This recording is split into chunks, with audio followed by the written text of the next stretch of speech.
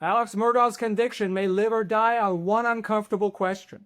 Not whether the evidence was strong, but whether the jury process itself was compromised. If a court official influenced jurors, the law treats that as uniquely dangerous. The question is whether it's dangerous enough to undo a double murder verdict. That's what the South Carolina Supreme Court now has to decide. Let's go to the story. Here's what happened. The defense alleges that the county clerk, Becky Hill, made comments and engaged in conduct that nudged jurors toward a guilty verdict. Not media influence, not juror misconduct, a court official. According to filings and testimony, those allegations include warnings not to be fooled, comments directing jurors to watch Murdaugh's body language, and repeated interactions that would be improper for a neutral court officer. Those claims were tested in an evidentiary hearing.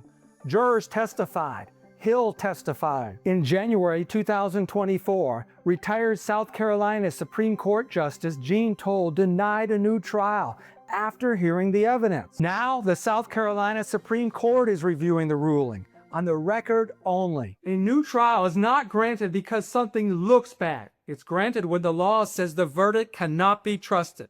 Now let's turn to the prosecution. The state's position is disciplined. Even if you assume some improper comments occurred, the defense still has to prove prejudice, a real, outcome-relevant impact on deliberations. The hearing record matters. Most jurors testified that they decided the case based on the evidence alone, not outside commentary. However, one juror said Hill's comments affected her thinking. The rest did not.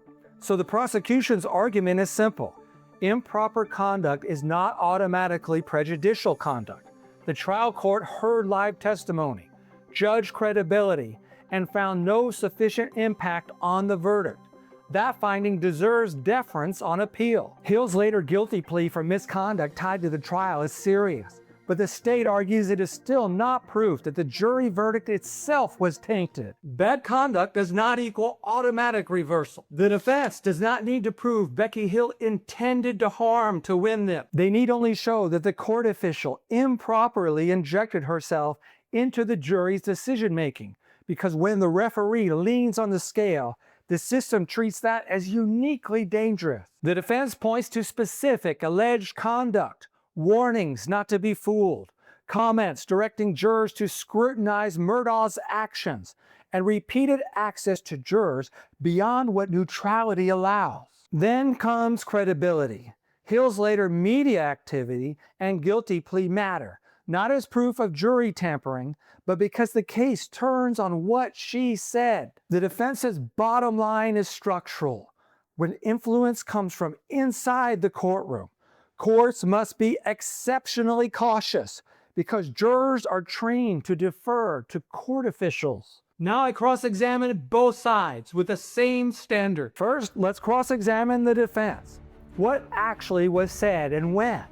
Before deliberations? During deliberations? How many jurors actually heard it?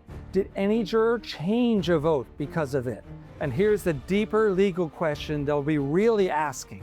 When influence comes from a court official, should prejudice be presumed, even if jurors say it didn't matter? Now, cross-examining the prosecution. If jurors deny influence, does that end the inquiry when the alleged influencer holds institutional authority? And while Hill's guilty plea doesn't prove jury taint, does it weaken confidence in what actually happened behind the scenes? That's the fault line. Now the law. Outside influence on jurors is prohibited, but a new trial generally requires prejudice, a reasonable likelihood that the misconduct affected the verdict. The Supreme Court is reviewing the record as it exists. No new testimony, just the law and the proof. Now let's turn to my ruling. If the record showed that a court official's conduct meaningfully reached deliberations or pressured jurors towards guilt, a new trial would be required. But South Carolina law does not presume prejudice automatically, even when the alleged influence comes from inside the court itself.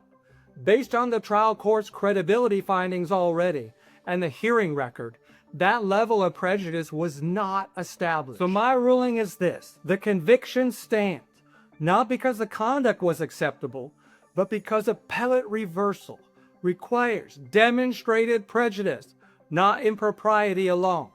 That's the line the law draws. Verdicts don't fall because conduct was improper. They fall only when the law says the process cannot be trusted. If you want more crime cases analyzed this way, where the law draws the line, even when the outcome is uncomfortable, you can subscribe. See you in the next case.